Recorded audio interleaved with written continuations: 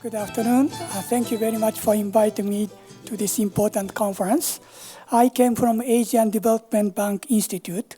ADB is located in Manila, and ADB Institute is a research institute located in Tokyo. And one of the research topic is infrastructure. And today I'm going to talk about how to increase the rate of return from infrastructure investment and how to attract private financing. In infrastructure investment, I think there are many ways from the left-hand side, the financing tools. One is bank loans, second one is insurance and pension funds. Especially insurance and pension funds are looking for long-term instruments, so infrastructure is very suitable for their investment. However, the rate of return from infrastructure is usually low compared to other alternatives. And horizontal axis shows risks, and risks are high. If rate of return is low, risks are high. It is very difficult for private investors to come in. So I'm going to propose how to increase the rate of return, just like in the top figure, and how to reduce the risks from infrastructure investment. First, I would like to look at the impact of infrastructure investment. Suppose this red line is water supply or road. They will create big economic impact along this infrastructure. Road can bring new businesses, new apartment. Then property tax revenues will go up. Income tax and corporate tax revenues, all those tax revenues go up. If it's a water supply, that will create new residents. However, in the past, all those increased tax revenue went to the government, and they were not returned to infrastructure investors. Infrastructure investors only relied on user charges, especially in water. User charges must be very low. But private investors prefer high rate of return. That is why private sectors are very reluctant to invest into water supply and other infrastructures. However, good infrastructure can create spillover effects into the region. Then red line shows the changes in tax revenues. But those increased red part of tax revenue all went to the government, even though those increased tax revenues were created by infrastructure. So I am proposing, for example, 50% of those tax revenues were returned to infrastructure investors. Then their rate of return becomes blue dotted line instead of green line, which means the rate of return becomes much higher, which can attract insurance, pension funds, and bank loans. Then I'd like to look at few examples. This is a case of highway in Manila. Figures are showing total tax revenues. T-2 is before the construction, and T+4 is the fourth year after operation. 3 cities I'm picking up. All those cities show tax revenue increased almost 3 times after the operation of fourth year, which means the increase of tax revenue is significant in case of this highway. However, in the Manila, all these tax revenue went to the government, and it was not returned to highway companies. That's why they were struggling, low rate of return. Next case is a high-speed rail in Japan. I have looked at the various tax revenues. Left-hand side, 3-bar chart. First bar is during construction. Green bar is after the completion, but there is no connectivity with large cities. Last red bar shows after the connectivity has been established, the tax revenue, total tax revenue on the left-hand side increases significantly. And corporate tax and property income tax increased very well. Right-hand side is very interesting. Property tax revenue increased starting from construction period because many people expect property tax will increase and price of land will increase. But corporate tax and individual income tax increased only after the completion of connectivity. But if you look at the left-hand side, tax revenue went up more than twice because of this high-speed rail. So in many examples, we have seen the increase of tax revenues. I'm an academic economist. I use how much these infrastructure increase tax returns by using econometrics, which is called difference in difference method. And the Minister Dominguez of the Philippine Ministry of Finance, he said, your method is very complicated. It is difficult to apply. Then he came up much easier method.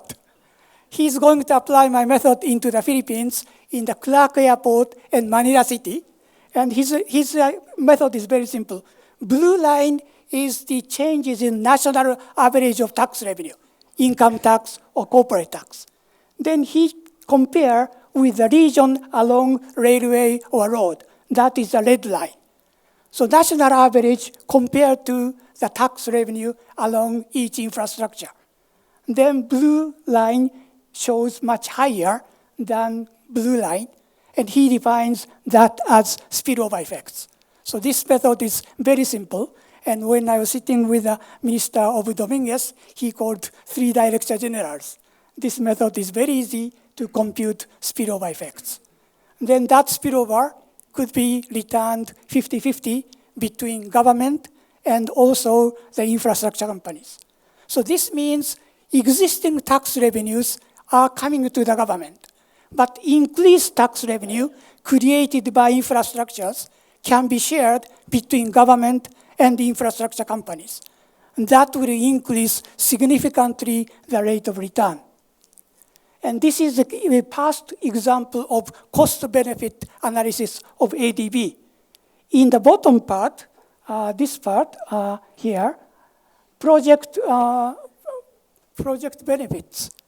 Traditionally, project benefits are only computed by direct effect of infrastructure and its related output. So in the past, ADB did not compute spillover effects. And if we compare the direct effect and spillover effects, this is the case of Japan. Spillover effects are about 68%, and direct effects are about 32%.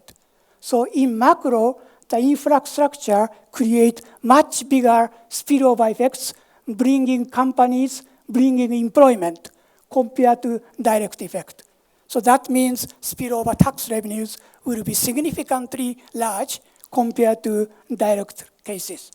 This is another example of railway in Uzbekistan. And the connection of the railway between rural area and large city created big impact into the growth rate of GDP. Last 3 points. 1 point is operating entities, highway corporation, railway corporations. In many Asian countries, those operating entities are under government or state-owned enterprises. So there is no incentive for them to make profits. So it is also important to provide bonus system to employees of operating companies.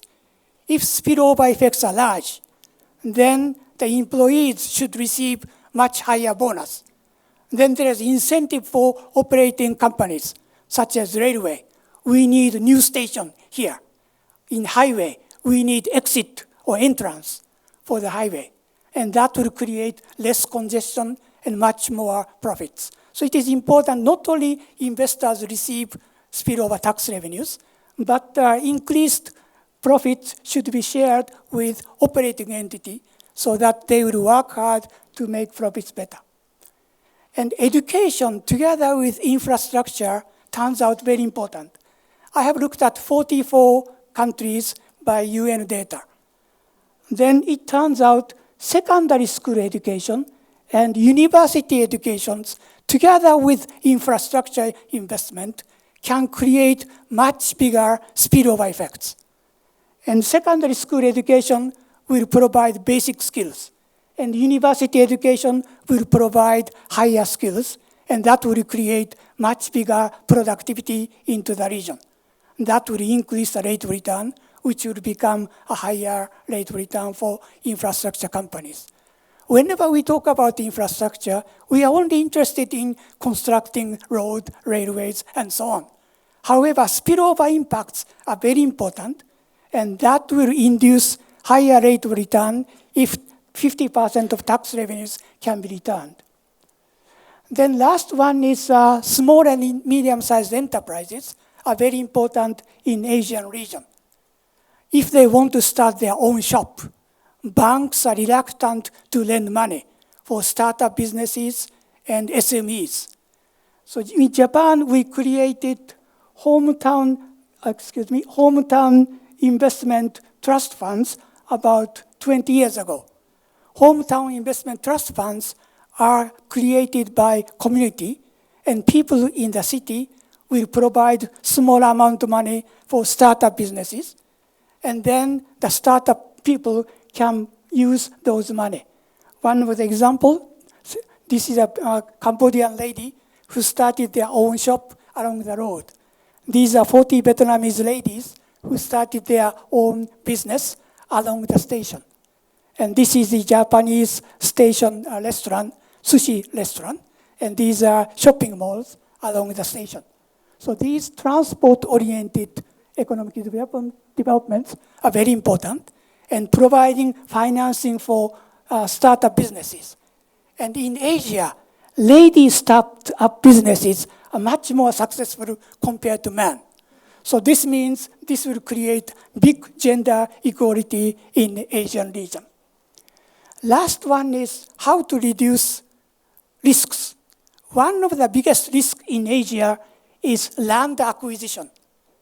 In India, Indonesia, Japan, Bangladesh, in many countries, landowners do not want to sell their land for railways and so on. And land trust was started in Japan about 20 years ago. This method is keeping the landowner. They can own the land, but lease the land to infrastructure companies, railway company or highway company or road. So landowners can keep the land, and they receive annual rent from infrastructure company. Then we establish trust bank between landowner and infrastructure company. And this trust bank will be the bridge between infrastructure company and landowners. And they watch the profits can be properly divided into landowners and so on. So those are my presentation, and it is very important to increase spillover effects, and that will create huge tax revenues. And in the past, those tax revenue went to the government, but it should be returned to infrastructure investors. And I'm planning to start my method, and probably the first project will be in the Manila, Philippines, between Clark Airport and downtown Manila. And another example will be internet company in India, and I hope it could be implemented in actual policy. Those are my presentations. Thank you very much.